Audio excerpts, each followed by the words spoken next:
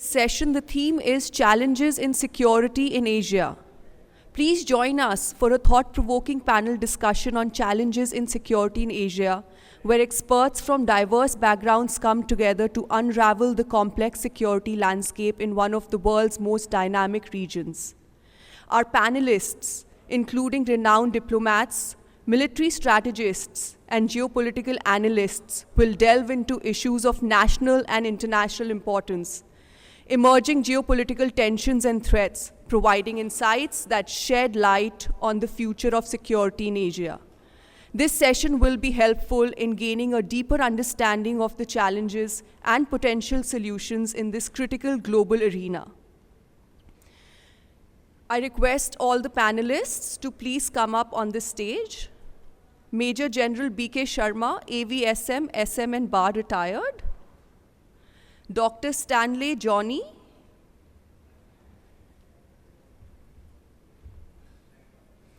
Lieutenant General A.K. Singh, PVSM, AVSM, SM, VSM, retired.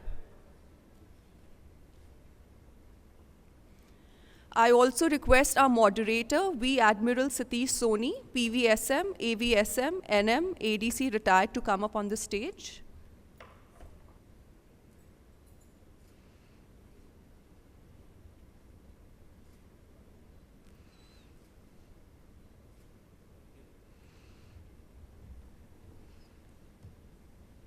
So a very warm welcome to everyone to this session on discussions on security challenges in Asia. First of all, I must thank the USI for organizing this military heritage festival. It is indeed, got off to a rousing start. And I also want to welcome our panelists for this session. Major General B.K. Sharma, Director USI. In this panel, we have got 3 books which are up for discussion. And they are authored or co-authored by these gentlemen on the stage. General B.K. Sharma is the Director General USI, and he is going to give us an overview on the USI's strategic yearbook 23. And we have Dr. Stanley Johnny. He is the co-author of the book Comrades and the Mullahs, China, Afghanistan, and the New Asian Geopolitics. And we have Lieutenant General A.K. Singh, who is the co-editor of the military strategy for India in the 21st century. So the format that we are going to follow, I propose, is we have 60 minutes for discussion, which should divide us into about 20 minutes for each book. I am now going to introduce the authors. Their biodata is available to you, and they are eminent enough to be known by you in any case. I will request them to share with us a few thoughts about their books, how it came about, what is the importance. And I shall pose some questions to them, the answers of which I hope would be interesting to the audience and our viewers on this channel. And in the end, I will request them to sum up for about 2 minutes right in the end. So firstly, the USI Strategic Book of 23. Now, USI, as General B.K. Sharma had also explained in these. Yeah, okay, we just pause because the band has taken off. So we'll continue. So, USI, as General B.K. Sharma had in his welcome address explained, that is the oldest think tank and covers a wide range of discussions on geopolitical issues. It has the privilege of coming out with USI quarterly, it used to be, or it is still is a journal from 1870, the oldest military journal in Asia. But from 2016, they started compiling and coming out with a USI strategic book. a strategic yearbook. It has articles by eminent scholars, former diplomats, former senior officers, from the services, and covering a range of issues like internal security, Pakistan, China, their nexus, India's strategic neighborhood, geopolitical and geoeconomic global issues, national capacity building, and even other contemporary issues like, say, Chat GPT or UN peacekeeping, etc. So in one book, you have a collection of articles which are ranging on all subjects which are related to security. And for those of you who miss reading on security issues, this would be, I think, a collector's item. You pick it up, you read it, and you are, in date once again. So I will first request General B.K. Sharma to speak to us about this compilation. And General B.K. Sharma is no ordinary strategic thinker. He not only heads a strategic think tank, but he travels a lot. He meets very senior people.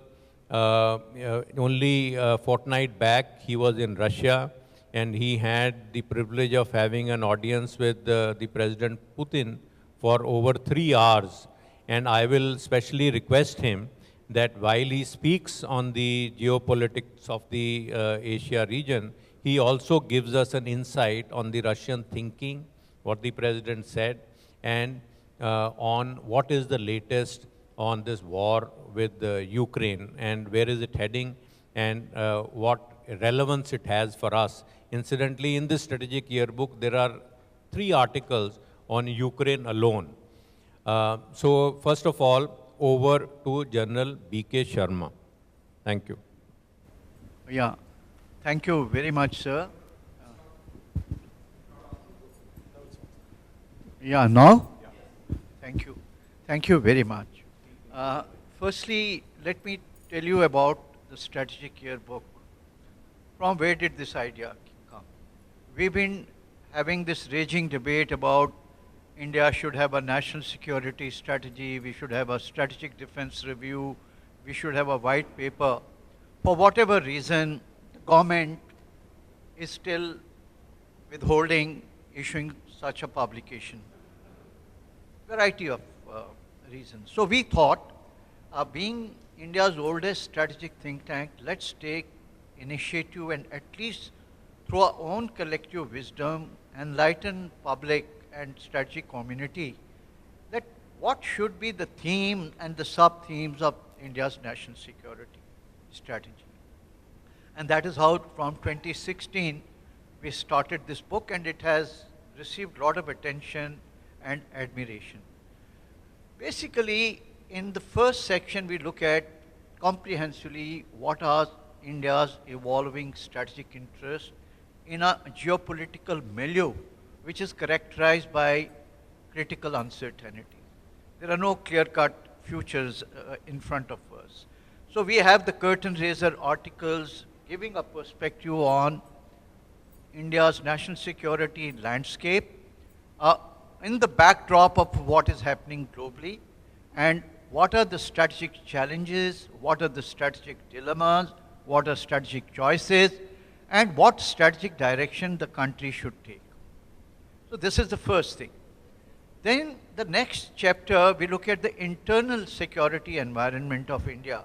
And from publication to publication, we keep changing the tone and tenor of the articles. Sometimes the focus is on J&K, left-wing extremism, Northeast. This time, the focus was basically Myanmar border. Because of military junta there, what are the challenges of managing that Myanmar border, because it has ramifications for the entire security of our northeastern region, which is a gateway of India to, as part of a connect, what you call is Asia policy. Then the second article, which is extremely important, is on the coastal security. You know, we had a strategic shock when Kasab and his ilk they came and they jolted the whole nation. Lot of efforts have undergone, but still our national coastal security, there are gray areas, there are wrinkles which need to be ironed out. So there is a little bit about that. And then of course, age-old issue of Pak-China collusivity, which is, taking different manifestations depending upon the ebb and flow of geopolitics both in China and in Pakistan. And Pakistan at the moment is at a cusp, so is China at the cusp. Post the 20-party Congress there, the direction which, Xi Jinping has given to that country from economic development to security focus. So we are analyzing all those issues. Then we get on to our immediate neighborhood where development are taking place in Afghanistan. You have a Talibanized Afghanistan, then all other countries here. So we are looking at our immediate neighborhood, and then we get on to a little bit into the extended neighborhood, wherein this year's yearbook we put a lot of emphasis on India-Indonesia relationship. You look at the strategic importance of Indonesia in the entire Indonesian archipelago, and it is a strategic bridge actually between the Indian Ocean region and the Pacific region. So the focus is there, and like that we have articles. Then we gone into the global issues, and global issues, as Admiral Satish Soni said, there are 4 or 5 articles on Ukraine itself, looking at the geopolitics and the diplomatic nuances of this campaign and this war. Then we're looking at its geo-economic implications globally and for India. Then we're looking at its military implications, particularly for India. So all those things have been analyzed. And then, of course, towards the end, we've gone into other issues like, what is the role of UN Security Council today, a UN peacekeeping today. I mean, it's become a sitting duck today, just a mute bystander, when there is so much to be happened. And then ChatGPT, which is going to be artificial intelligence and applications like ChatGPT, they are going to be the game changers. They are a strategic shock in the realm of disruptive technology by itself, will change everything. So there are articles, and then towards the end, we have a series of articles on capacity building, national capacity building, in terms of what direction the aerospace should take place, the maritime space, a reality check on Atmanirbhar Bharat, and articles of that nature we put towards the end. So I would very much recommend that this is one book every year, if you put your hands on this, because the articles written are actually by people who have hands-on experience on these issues. They've been right at the helm of policy making and policy implementation, and they are paddling into the geopolitics and diplomacy and warfare. Now, coming on to the second question which Admiral Soni asked me about Russia. Now, I have had series of visits to Russia in last about 6-7 months. I participated in Eastern Economic Forum. I was a speaker there. Then last year when Putin had eulogized India, I had asked him that question about India-Russia relations. Then I went for a couple of other conferences there into Siberia. And very recently I've come back from Sochi, where President Putin and Foreign Minister and all their top hierarchy, they spent almost, I think, 2 days with us, telling us about what Russian perspectives are. Now, I'll just tell you how things are changing in Russia. Initially, when I went and the war had just started, there was a disdain for Russian leadership in terms of, having miscalculated and gone for an overkill, which had backfired on Russia. So there was a despondency all over that, we messed it up. And we could see the stalls and everything at the airport were empty, and there was a degree of sort of nervousness within the people. Which way are we going to sort of move? And then, initially when Russia went for a maximalist position of, changing the regime there and having a grand scale military victory, which would entail the very fragmentation of, the Ukrainian armed forces, it did not work. But they were a quick learners, and then they pivoted to the northeast. Even in northeast of Ukraine, they were not able to make much headway, and then towards the end they came towards the eastern part of sort of Ukraine, wherein their focus was onto the 4 provinces, and then control over the Sea of Azov and the Black Sea. And that is where they consolidated and they took up defensive positions, anticipating a counter-offensive from Ukraine, which kept dilly-dallying due to a variety of reasons because they were not getting the armament. And ultimately it got unleashed. Now, that is one part, but I'll tell you how the mood of the nation changed. Initially, when they had started the mobilization, there were people who were running away from Russia, going towards Finland and Central Asian Republic. But now that national sentiment has caught in. At one level today, there is almost a national consensus that we cannot let America and collective West win this war. This has become an inflection point, and this has become an inflection point even in the global order, where a hegemonic Western-led or US-led world order vis-a-vis multipolarity, I mean, quote unquote in Russian terms, is actually, it's now the discussion. The defeat and victory is not only confined to the battlefield, but it has larger ramifications in terms of its reshaping of the very global order. So this is the sentiment. Second sentiment is, because of this sense of betrayal, right from the beginning that, well, we had, stemmed the Mongolian tide over Europe. Subsequently, we saved them from Napoleon. Then we saved them from Hitler. And the West is totally, unthankful to us. And we are a nation of pride. Therefore, we all have to stick together and fight this hegemony of the West. That's the national sentiment which resonates across the spectrum of society all over. Now, as a result, what they have done, they've been able to rejuvenate that surge capability which you had seen in the Second World War. Today, their industry is working full blast. They're producing a lot of things. There is a restructuring of economy because they had started the pattern of economic sanctions and how to circumvent those economic sanctions. Their industries are working very well. Economy, despite the series of sanctions, about 8 tranches of sanctions, today it is about 2.4 GDP, which is much better than countries like Hungary, Germany, even UK and many other countries. And there is a new sentiment which has come in that no matter how it takes, we'll carry on with this war. And therefore, at this juncture, there is a pivot to Asia. In that pivot to Asia, because of economic reasons, their reliance is more on China. But there are little bit of murmurs that, well, we cannot put all our eggs in one basket.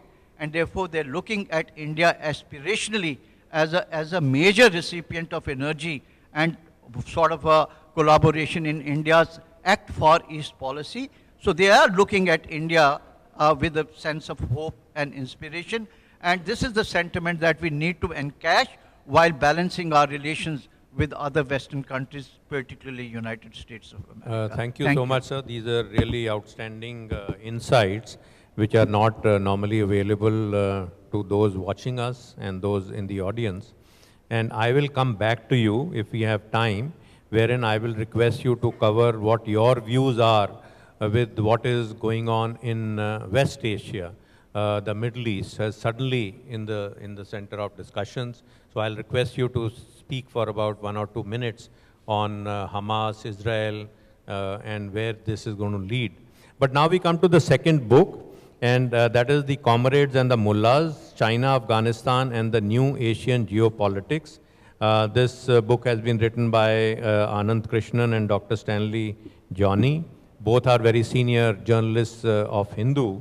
And the book essentially answers all questions that you may have on Afghanistan, the differences in Islam, the political manifestations of various segments of the society and its history. And half of the book is on America's entry and exit, and the other half is on, where it is heading next, and that is the influence of China.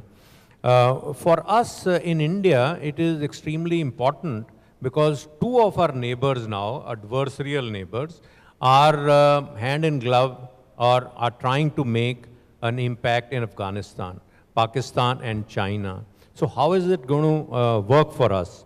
And the book is very impressive. It hit the bestsellers list on account of, I think, two main reasons. One, the authors have done an enormous amount of reading, as it is can be seen from the end notes which they have, the number of references, a huge list. And secondly, the timing itself, you know, as the US withdrew, within months this book was out. So as I asked Dr. Stanley, you know, to speak to us on this book, I have a question that given the reputation that Afghanistan has of being the graveyard of empires, are the Chinese walking into a strategic trap? And how, in his opinion, will they handle the population as opposed to how they were handled by the British or the America or the Russians who met their Waterloo in these mountains? So over to Dr. Stanley. Thank you. Thank you very much, sir. I'm honored to be here to speak at the Indian Military Heritage Festival, and it's a privilege to be on this stage, sharing the stage with these esteemed personalities. I was fascinated to listen to General talking about the Russian perspective of the war. So coming to the book, so we started working on the book even before the Taliban captured Afghanistan. So this was in July. The Taliban's deputy leader, Mullah Baradar, he had gone to Tianjin, and where Wang Yi, the Chinese foreign minister, welcomed him with open hands. So that's when this idea struck us. Anand is in Beijing. He is our China correspondent. And I've been writing about West Asia, Afghanistan for quite some time. I've also traveled in the region to cover for The Hindu. So then we thought that we should start working on this book on what is actually going on in Afghanistan and what does it mean for the region, for the country as well as the region. So interestingly, within a few months, the Afghan government collapsed and the Taliban were back in power.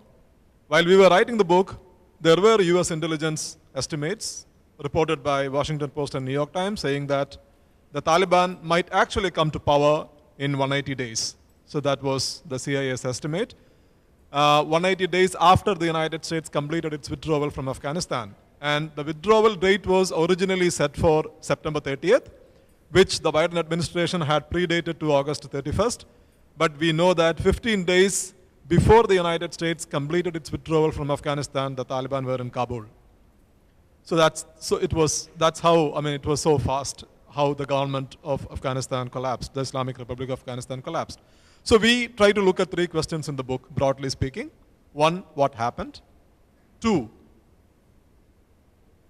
have the Taliban changed? Three, what does the Taliban coming to power, what does it mean for Afghanistan and the region? So quickly, what happened? Right from the United States intervention in Afghanistan, we identified three major mistakes the Americans have committed. Here, I'm not competent enough to talk about the operational strategies of the US forces in Afghanistan. I think others are much more competent than me and experienced. I am talking about the policy perspective. So quickly put, in 2001 itself, the Taliban had agreed to surrender. The Americans said, no, we won't have talks with the Taliban. Rumsfeld said that in public, that we will never have talks with the Taliban, and the United States wanted to destroy Al-Qaeda, defeat Taliban, and bring in a new administration in Afghanistan. And once they decided to do that, in 2003, they went to attack Iraq. So which actually took some American focus off Afghanistan and allowed the Taliban to regroup. And it also gave space to Pakistan to play the double game. Pakistan continued to host the Taliban, continued to support the Taliban, continued to bankroll the Taliban, while at the same time, Pakistan was an ally of America's war against terror. And then thirdly, by the time Obama became the president, the Americans had, realized that the war is gone. They lost the war. They are not going to win the war militarily. So they wanted to exit Afghanistan. So how do you exit Afghanistan? You need to talk to the Taliban. So President Obama had sent a representative in 2015 to Islamabad to talk to the Taliban, in which the Afghan government was also participant, but those talks reached nowhere. And when Trump became the president, Trump appointed a special ambassador, Ambassador Zalmay Khalilzad, who reached out to the Taliban directly. Here the problem is the Taliban doesn't recognize the Islamic Republic as a legitimate representative of the Afghan people. So the Taliban told the Americans that we won't talk to you if you bring in the Afghan government. And the Americans bought that argument. They held direct talks with the Taliban, bypassing the Afghan government, and reached an agreement with the Taliban, saying that they would leave Afghanistan by 2021 September. So this agreement, the Doha agreement, which was reached in February 2020, I think this wrought the fate of the Afghan government practically. Because if you look at the agreement, the Taliban didn't make any major concession. What the Taliban said that they would cut off ties with transnational jihadist organizations. And they would start intra-Afghan talks, that's it. No ceasefire, no concessions, and there is no recognition of the Afghan government. And the Americans still cut a deal with the Taliban, practically handing the country back to the hands of the Taliban after 20 years of fighting the Taliban in Afghanistan. And then, I mean, as I said at the beginning, within 15 days ahead of the US troops were completely pulled back from Afghanistan, the Taliban were back in power. Second question, have the Taliban changed? Because I remember there were a lot of discussion, especially in the Western press at that time, that the Taliban 2.0 is something different. So we wrote this book, of course, in 2021. There is no Taliban 2.0. Taliban have never said they have changed. And if you look at the Taliban's policies towards the Afghan people, there is no major difference from what it was in 1996 to 2001 and what it is now. But at the same time, if you look at the Taliban's external policy, so Taliban had tried to gain some legitimacy from overseas actors, saying that we will cut off ties with transnational terrorist organizations such as Al-Qaeda or others, and on which the Taliban is still using that to gain some kind of regional legitimacy. It has told the Chinese that we will not support Xinjiang-based terrorist groups, and it's told the Americans that we will fight Al-Qaeda, which is also contested because later on the Americans themselves said that Ayman al-Zawahiri was killed when he was in Afghanistan. So this is in their external policy, the Taliban say that we will not do what we did in the 1990s. We harbor terrorist organizations. We are not going to do that. But internally, you don't see any major change. But here, China comes in. The question Sir has asked. So, yes, Afghanistan, everybody who knows, Afghanistan has this reputation of being graveyard of empires. The Soviets went in, the Americans went in, the British went in the 19th century, Soviets in the 20th century, the Americans in the 21st century, everybody had to pull back from Afghanistan. The Chinese here, they see an opportunity because of two reasons. One, with the return of the Taliban or with the withdrawal of the United States, the Chinese, who see the United States as their primary geopolitical rival at this point of time, they saw that the US exiting a major country from their backyard. So that leaves a vacuum, which the Chinese could attempt to fill in. While at the same time, China is building the economic corridor with Pakistan. And we saw that Taliban officially declaring its intent recently that it wanted to be part of Belt and Road Initiative. They had also sent a representative to Beijing to take part in the Belt and Road Forum. So this fits into China's long-term strategic plans for the region. But again, I think the Chinese are being cautious here. That's what we are trying to argue in the book. Whereas they are not, they don't have to send troops to Afghanistan. They are not going to do that because they knew that the great powers who would send troops to Afghanistan had taken a big hit in the past. So they are trying to build economic and political relationship with the Taliban. There are a lot of contradictions here. China ruled by a communist party, godless communists on the one side. And on the other side, you have a Sunni extremist organization that doesn't even open school for girl children, and these two are coming together for their own strategic reasons. And China is also facing its own problems in Xinjiang and other parts. So a lot of contradictions are still there. And then secondly, if you look at, I think another reason for China being cautious here is that Afghanistan's own history, because from the to be precise, from 1973, no government has managed to stabilize Afghanistan. So we know that the Taliban seem to be more powerful this time compared to what the Taliban were in 1996. 1996, in the entire northern region, there was armed resistance against the Taliban.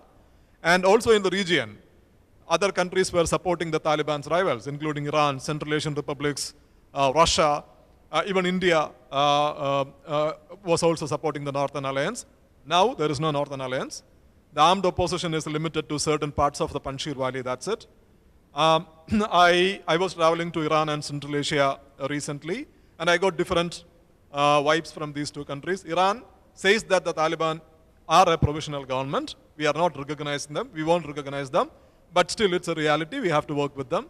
Whereas in Uzbekistan, policy leaders told us that Taliban is a reality. We are going to work with them. We are going to live with them. So there is a change in the attitude in Central Asia. So internally, Taliban seem to be more powerful, and externally, they don't face the kind of challenges they faced in the past. But at the same time, look at Afghanistan's history. 1973, the Republic of Dawood Khan fell in 6 years. The communists came to power in 1979. And after the Soviet withdrawal in 1989, the communists actually Islamized Afghanistan. The process started in the early 1990s, but still, Najibullah's government collapsed in 1992. And the Mujahideen came to power, who lasted in power only for 4 years. 1996, the Taliban were in power. And the Taliban were brought down in 2001. And then you had the Islamic Republic, which lasted for 20 years, but the Islamic Republic is also gone, and now the Taliban are back. So Afghanistan's history tells us that it's very difficult to stabilize the country. So Taliban seem to be powerful now, but if you look at the period of 2001 to 2005, the Islamic Republic, they had elections, they had relatively peaceful period, they had, tens of thousands of American troops in Afghanistan. Still, 15 years down the line, there is no Islamic Republic. So it's very difficult to jump into conclusions about Afghanistan. That's what Afghanistan's history tells us. And this, along with other challenges, I think the Chinese are being very cautious at this point of time. Thank you. That's it. Thank you very much. Thank you, Stanley. That was really fascinating. And I'll come back to you with two questions. One is, how is Afghanistan doing now economically? And the second question, that like we saw Pakistan double-crossing the US in aiding Taliban and also, joining them for their global war on terror, what do you think is likely to happen in Afghanistan as they synergize with the Chinese? Are they also going to be playing, or could they play a double game along with Pakistan? So these two questions if we have time. But now I come to the third book. Now, the third book is a discussion on what should be the military strategy for India. And I would like to borrow a quote from General A.K. Singh's book, a quote by Mike Tyson, the boxer. And he says that everyone has a plan till they get punched in the mouth. And you ask the Israelis, and they will tell you how correct Mike Tyson is. And that is where this book comes in. What should be our military strategy so that we are prepared not to get that punch? And General A.K. Singh, he has done exceedingly well. What he has done is he's avoided a monologue by one author or even by himself, and he has got together a collation of articles by experts who are experts in their domains. And he's edited that book. Now, this book is of 2018 and 19 vintage, and it covers everything, all the domains in great detail it covers, with specific recommendations. And my question to General A.K. Singh, as he talks about the book, is that in these last 5 years, what has happened or what has changed? All the recommendations which these specialists made, have they come about? And if not, what is lacking? And the second question that I would like to ask him is that the character of war has also changed. In these 5 years also it has changed. We initially had domains which were land, sea, air. Then we saw space and cyber being discussed. And after Ukraine, suddenly we are discussing domains such as economic as a proper warfighting domain. And seabed warfare, you have, these Nord Stream pipelines being blown up, you have these seabed cables being cut, and then you have the cognitive domain, this battle of narratives that we are witnessing. So how has this also changed? These two questions as he speaks to you about the book. And like, the others, eminent speakers in the panel, General A.K. Singh also travels a lot and participates in many international discussions. So we would request him to give his views on what he has participated in recent times. Over to General A.K. Singh. So thank you, Admiral Soni. Both of us go back a long way.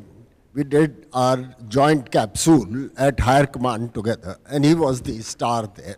So a lot of... Now, military strategy and operational art, that's the book, is a subject that has fascinated me from my younger days.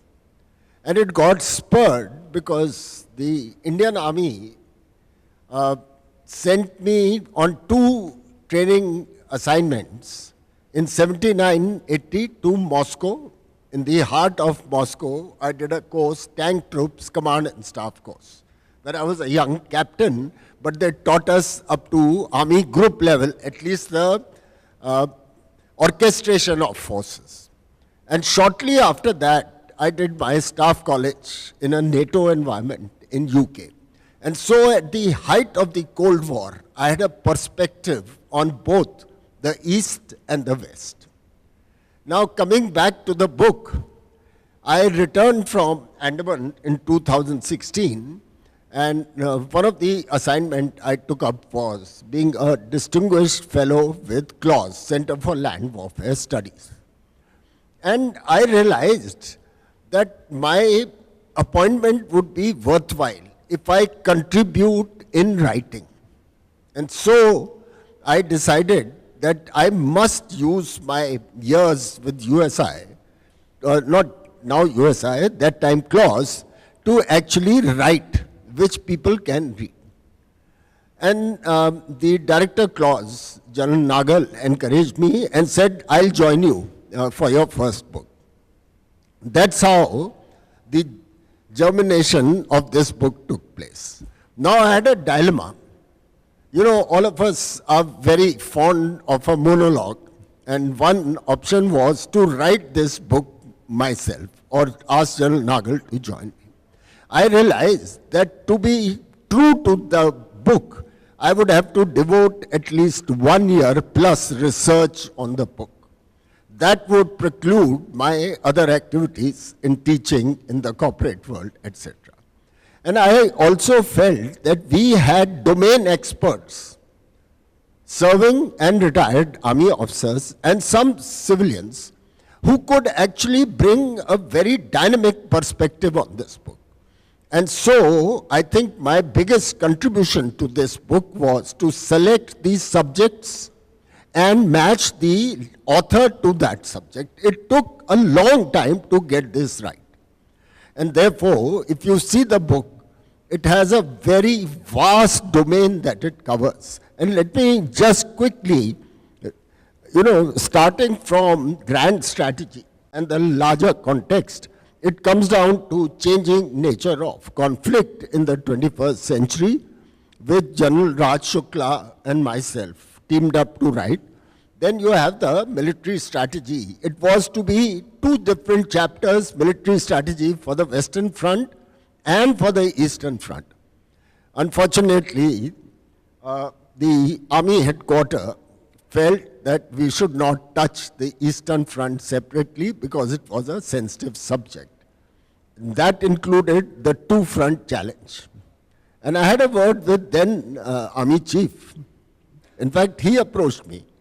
And I said, look, open the net and you'll find enough writings on this. And his point was, he says, anyone can write. But when you write, when General Praveen Bakshi writes, people take it far more authentic and seriously. So we had to combine the chapters. And this followed the maritime domain, the air domain, the special forces, civil military relations, leadership. So it's 16 chapters, and you please see each chapter. The beauty of compilation is that each chapter is 6, 8, 10 pages, and you can read it at a trot. It has all the bibliography, so you can research more. Unfortunately, I think all such books in the military domain which are written through think tanks do not get wide publicity. Because I don't know about USI, our procedures are such that only limited publishers come forward, and their aims are very limited. If they can sell 200 copies, which it sells to the army, this one probably sold 1,000 copies. But there is no publicity outside in the world. So the book is available, it's worth reading, and I think it should appeal certainly to the uniformed fraternity, but also to the academia, as also to the strategic think tanks, etc. This book was 2018, and the question that Admiral Soni posed was, how much of these recommendations have been implemented? So I think the major point that came around in this book was 2-3 points. One was that we need to prepare for conventional conflict. There was a thinking, at least in the army, that conventional conflicts are past, and that we have to prepare for low-intensity conflict, and that's it. And therefore, a breed of senior officers came up in the army with little experience of fighting a full-fledged conventional conflict. And this is a question that has been debated for long.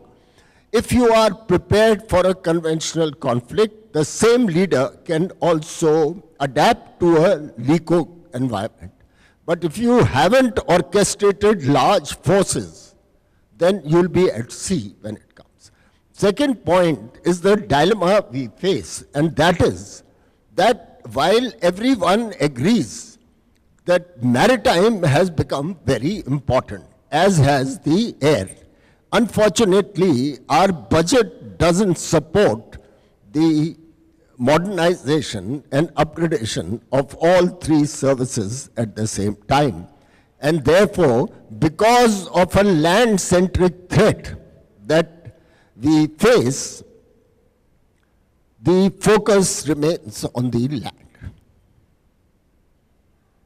If I was to say, and that these words are written in the book, that the meager defense budget is not commensurate to our ambitions and the world's expectations.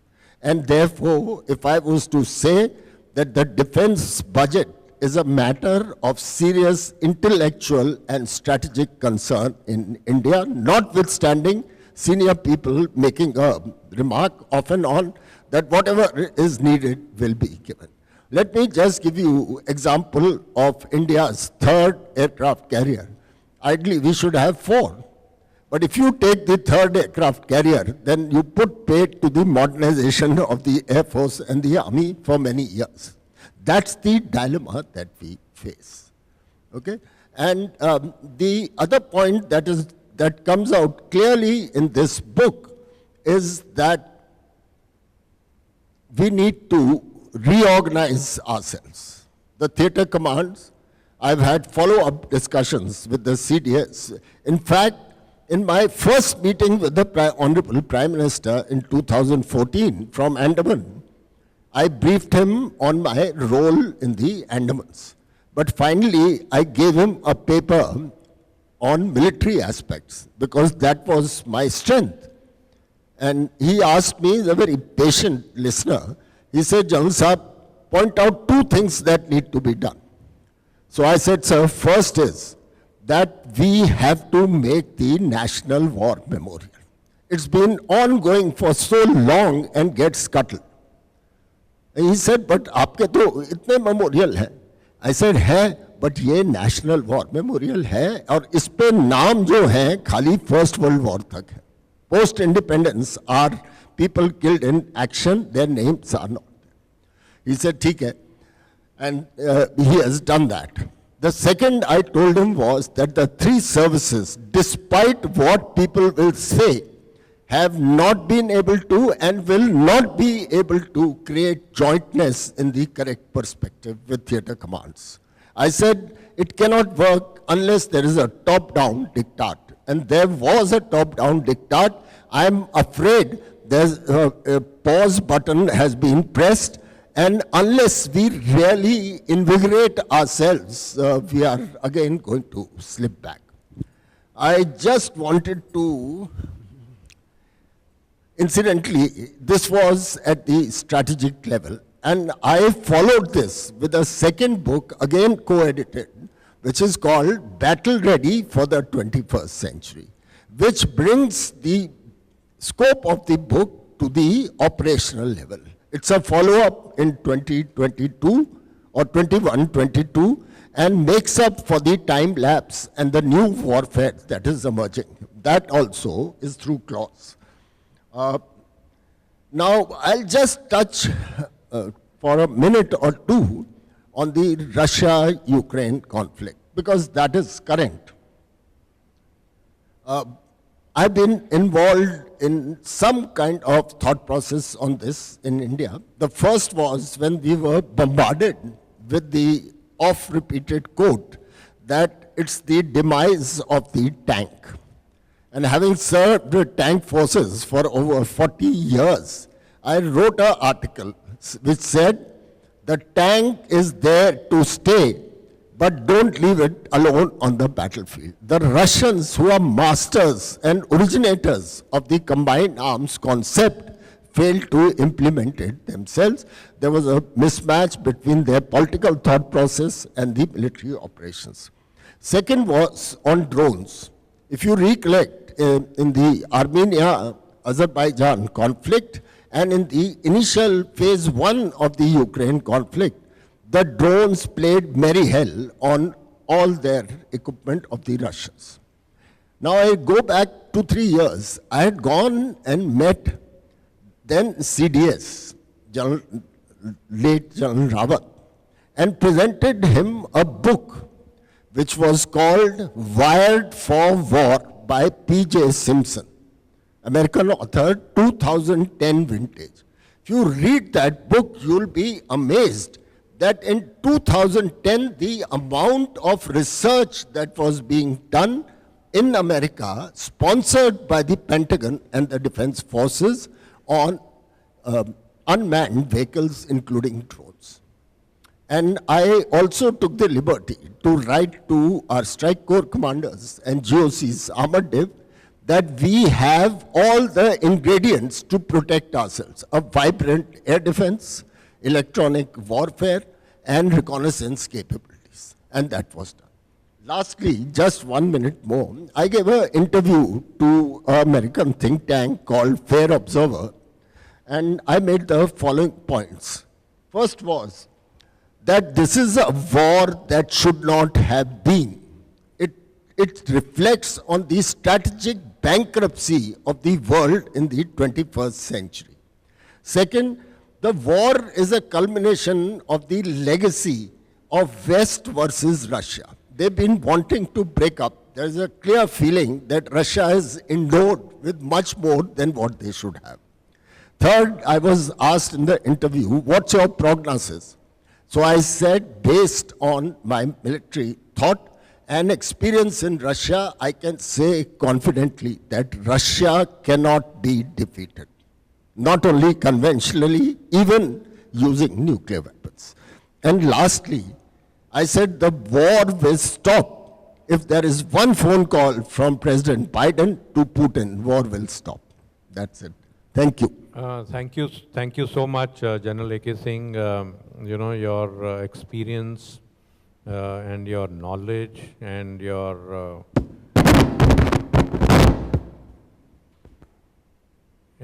expertise. Can you hear me now? Yeah, now it's okay. Thank you, sir. You see, Middle East, this Israel-Palestine problem is a volcano which will keep erupting from time to time. And those, particularly the young people here, I would like you to look at from the point of view of actually it's a clash of religious ideologies, right? Second thing, you have to read Balfour Declaration of 2017, when how it was decided by then British to shift all the Jews from East Central Europe into Israel and give them a homeland, which was given in 48. Subsequently, Oslo Accord happened, and then you had the Abraham Accord, and then you have the new accords, I2, U2, India, Israel, UAE, and United States. And then, of course, during the G20, a very aspirational project came up, that is India, Middle East, and East European, sort of Central European corridor. Now, what has happened that, you see, this problem is festering there. And the reason for that is the basic issues have not been resolved. And it is one of settlement. I don't want to go into history, but Israel has made a strategic mistake. Their assumption was that Gaza Strip will remain dormant, and it's Western Bank which actually requires attention. So their whole military focus was actually on the West Bank, and Gaza were permitted, to do whatever it happened. And it took Hamas about a year of preparation, right under the very nose of Israeli intelligence and defense forces, to orchestrate this kind of an operation. It was in the offing. So clearly it is a strategic failure, it's an intelligence failure, and there has been overwhelming out of proportion response, killing a fly with a hammer kind of a strategy which will have its global ramification. Now, it has also affected India because we are making very good inroads into the geopolitics of Middle East in terms of, undermining the clout of Pakistan and having good relations with UAE and Arab countries. And even there was a new kind of a dimension between US and some of these countries, and between these Muslim countries and Israel. I think all that has gone on a back burner for the moment. And that will have a very dim prognosis as far as that corridor that we were thinking of creating. More than that, if this region remains in ferment and it remains on the boil, it has major implications on our energy security. 2/3 of energy is coming still from that region. Then you have about 8 million Indian diaspora, which is living in that region. The future of that diaspora, particularly, the indoctrination and many other implications are there. They send out remittances worth about $90 billion to India. Most of our coastal states, they are dependent on. All this will get affected, and India will again be on the horns of dilemma. On one hand, we want to build our bridges and have good relations with the Islamic world. On the other hand, we have to take a position in contesting the global terrorism and what Hamas has done to the innocent children. So I think there'll be a total reshaping and recasting of India's strategic option, and how we navigate these choppy waters is just a matter of time. But my personal proposition is that I think we have to be highly in advance and do not give an impression that we are anti a particular community, right? We should be anti a particular act and not come to be seen as anti a particular religion or particular community. Thank you. Thank you. Thank you, sir. Thank you so much. And I think the biggest lesson that we must learn is that you should not take security for granted. Just because you have had peace, it should not lull you into not preparing yourself for your adversary. And this is exactly what happened in Israel.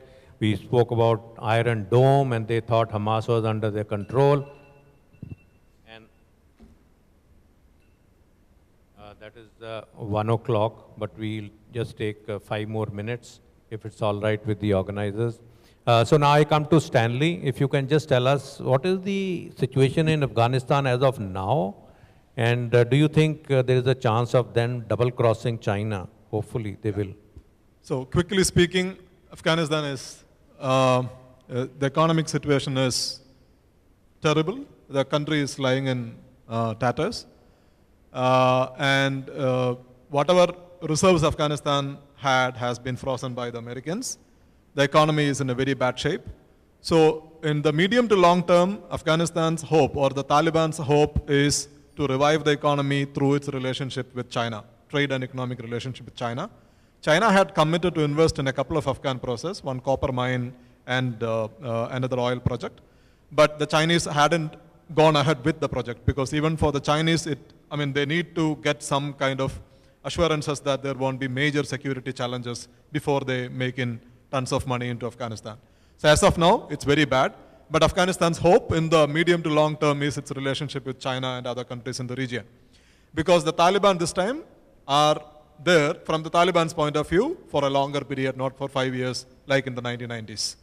And Pakistan, interestingly,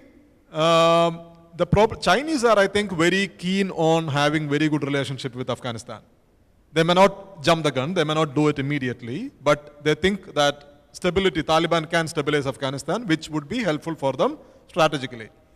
But Pakistan has the border problem with Afghanistan, which was not a problem earlier when the Taliban had taken refuge in Pakistan, because Taliban was then controlled more or less by the ISI or the Pakistani establishment. Now the Taliban is the government.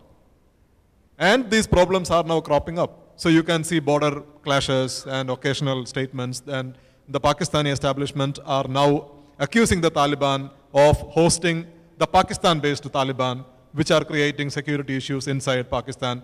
So there are some problems between Pakistan and the Taliban now. It hasn't reached any moment of breaking down the relationship, but there are problems. So I think we have to be watchful of this, how this is going to impact the special Taliban-Pakistan relationship. On the other side, the Chinese are very keen on having long-term relationship with the Taliban, and the Taliban also want the Chinese in the long term. Yeah. Can I ask one question, one small question to the general? With regard to Russia, I've been also following very closely about the war. One quick question. Something I fail to understand. The Israelis have mobilized 300,000 troops for their ground invasion of Gaza, which is a tiny enclave, completely defenseless. They have no defense, air defense, which is sandwiched between the Mediterranean Sea and the Israeli border. Nobody is coming to help the Gazans. Still, they are making a huge mobilization, 300,000 troops. Putin went to war with 150,000 troops against a country that is an ally of NATO, which has a vast border with Poland. How do you look at his strategic calculus? I'll be very brief. I think we're running out of time. See, he miscalculated right in the beginning. But at the moment, let me tell you, when it's from Putin's mouth at Sochi, there are 330,000 troops which are already been mobilized, additional. And there are another 500,000 which are waiting for the recruitment. At the moment, he has taken a defensive position and is very comfortable because this counter-offensive was not able to penetrate. And now he started a tactical riposte at certain level. He is keeping all these troops up his sleeves, anticipating that should NATO at some stage try to join the bad wagon, then these troops will be available up his sleeves.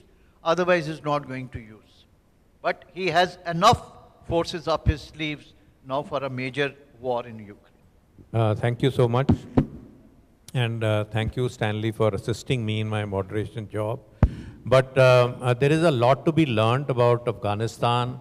If you get confused between Hanafis and Salafis and what sect of Muslims is siding with whom, you got to read this book. It gives you all the answers to Afghanistan.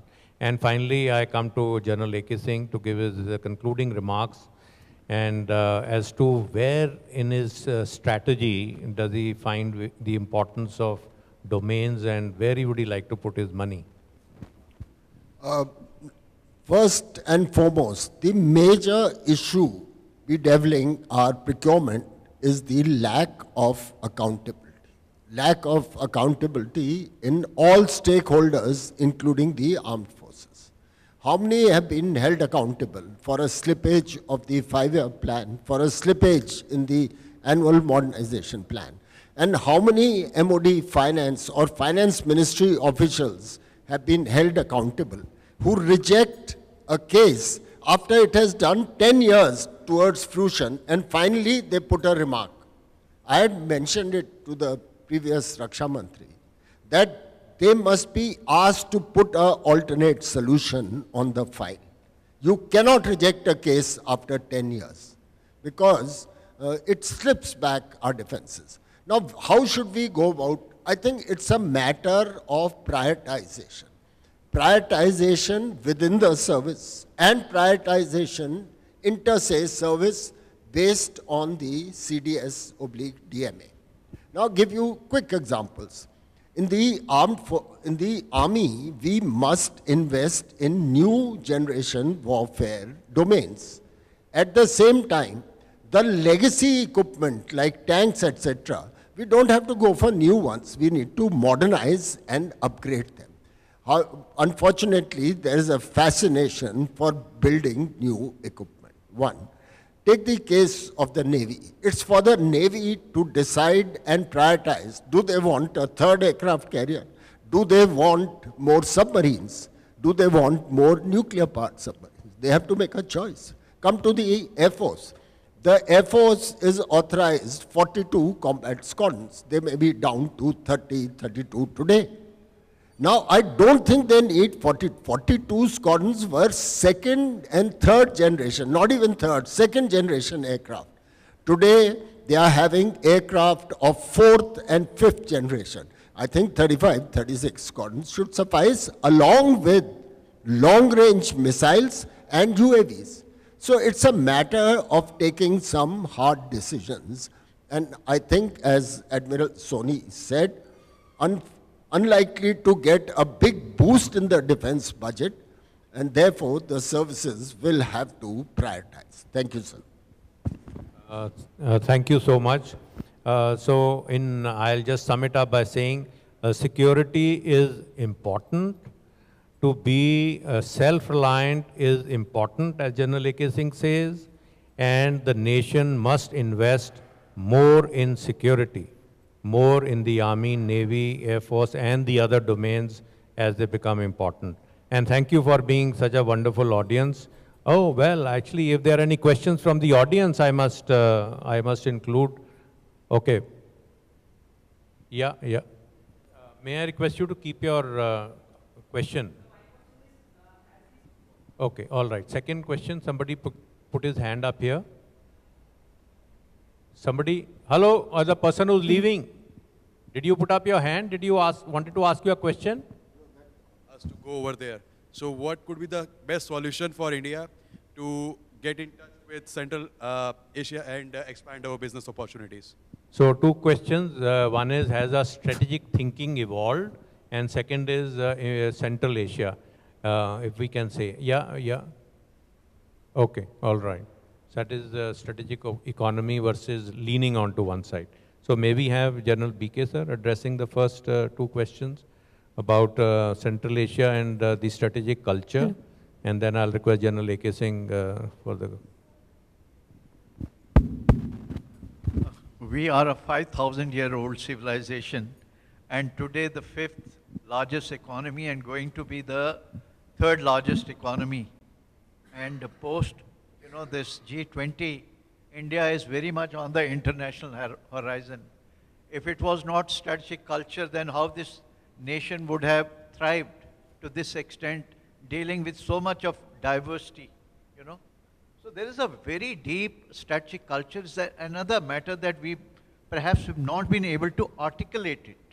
And the time has now come for the articulation, not only to our own people, but international community, point one.